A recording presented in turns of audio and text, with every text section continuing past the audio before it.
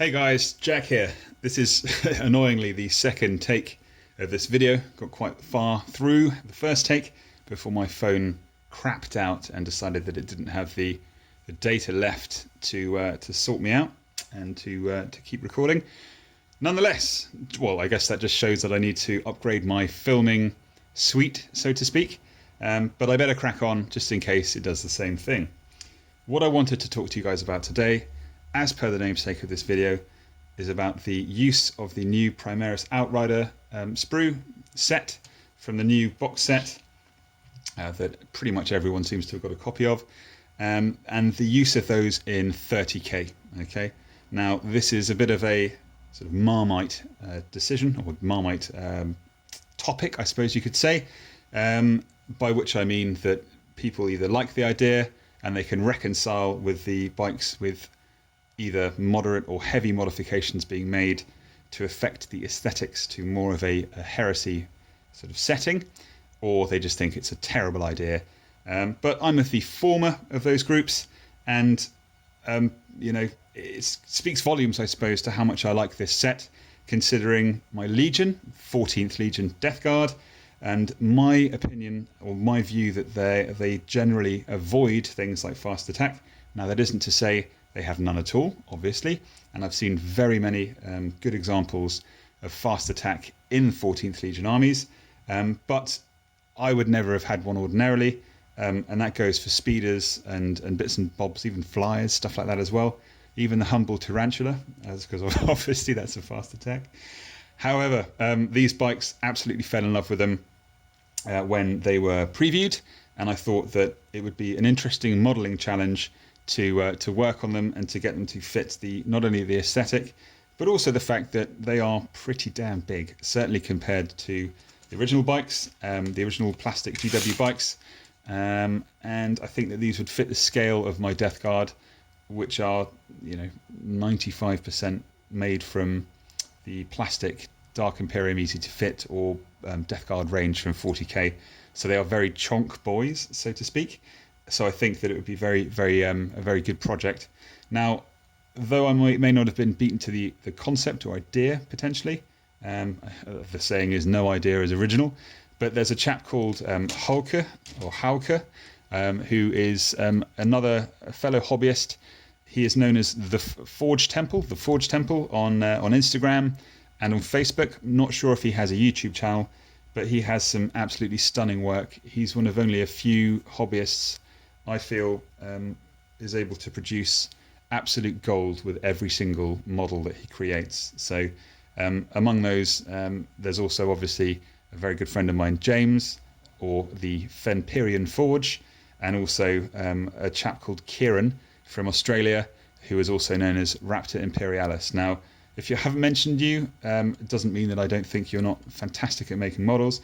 It's just a short video, and I didn't really have an awful lot of time to prep this, considering I got these sprues just today, and I wanted to just go through them in terms of content, my plans for the models, and how I think that I'd be able to get them to fit into my 14th Legion force. All right, so without further ado, you've got these bits here. You've got a small sprue and a large one. Okay, now unlike the previous plastic iteration, now I'm not going to talk about the Forge World Outriders.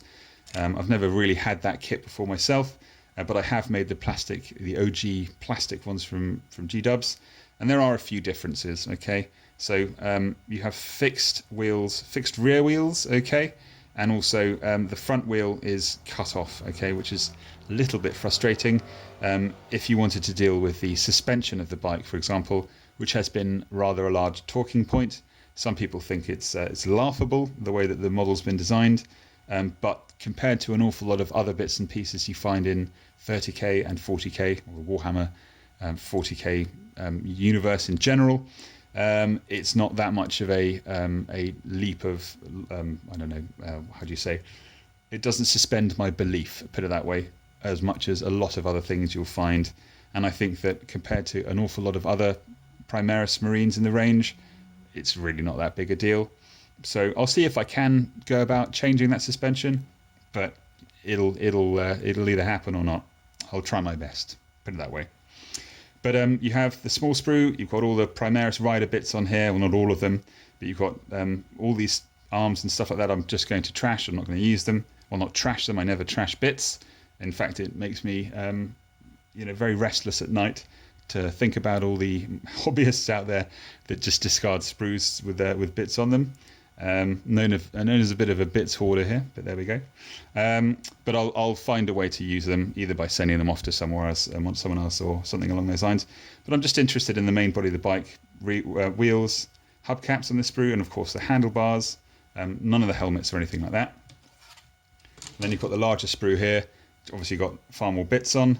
You've got the side pieces here with some lovely large plates here, which are absolutely begging to be given some detail to, either rivets or maybe a brass etch, something along those lines, or even just a decal later down the line.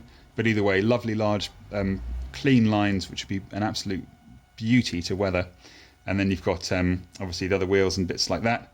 And you also have one of my favourite bits, which is the sergeant's head here. Now it's a bare head, which is great. It's got a couple of service studs. He's pretty mean looking, and he's bald as well, so he'll fit right in with my 14th Legion there. So there we go, two pretty chock-a-block sprues there. Now I think that a lot of GW Plastics sprues certainly have been excellent in the last 4 or 5 years in terms of just how much content they have and how many options they have. Now I haven't had a proper look to see how many options there are regarding firing arms and all that kind of stuff. I can't imagine there's too much, but down the line, considering where I plan to go with this project, I'll have plenty of choice. Okay, and they come with 3 oval bases, which are beautiful, large in size, and will be perfect for sorting out some more detail, fitting in with the rest of my army, and so on and so forth. Now I will mention that obviously I mentioned earlier the fact that some people will find the idea of having Primaris bikes in Heresy. I wouldn't go as far to say offensive, but I'd say they think it's probably quite a silly idea, especially coming from such a gatekeeper or a famous gatekeeper within the Horus Heresy community, such as myself. But shrug, I love the look of the bikes, and I'll take it forward. And I will also, I mentioned Hauke earlier, and his page and his projects. He has started making these for Mark III Marines already, so no doubt I will be poking him for some tips and tricks to see where he's gone from there.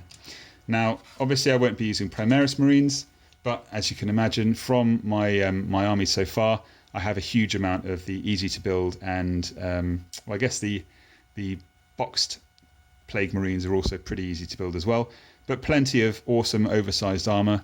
So this is just an example I plucked out of the box, but this is something that I could work with, okay, in terms of the biker overall. I'll need to have a lot of experimentation there with regards to fitting and scale and stuff like that, but I think it's going to be a really exciting project overall, and I really look forward to having some big, mean, chonky boys on bikes and taking it from there. Now, regarding the aesthetic of the bike overall, I mentioned just very quickly about adding embellishments and details, but I think there are a couple of things that can be done to bring them more in line with traditional bikes. Well, I say traditional bikes. The Forge World bikes have their have the weaponry on the side, for example, on these little side sections, or the equivalent thereof. So let's find a better piece there. So they'd have the gun on the side there. I'm as of yet undecided, but certainly if I were to keep the gun on the top, I'd chop it out and replace it with Phobos bolter, which in my opinion goes best with Mark III and is best in line with the aesthetic of my army overall. With regards to the exhausts, now I don't think they look too fancy. I don't think they look too dissimilar. But again, we can have a look into that. Maybe I could fill in the gaps or something along those lines. But these would probably end up being heat weathered anyway through an airbrush. Maybe do like a bronze metallic, and then bring some pigments through, some washes, just to make them look like they've been weathered through either soot or both soot and heat. But yeah, so I thought I'd just very quickly go through these guys. I hope I haven't missed anything. If I have, I'll mention in the comments. They're a lovely kit, and I really can't wait to get my hands on them properly. Cheers.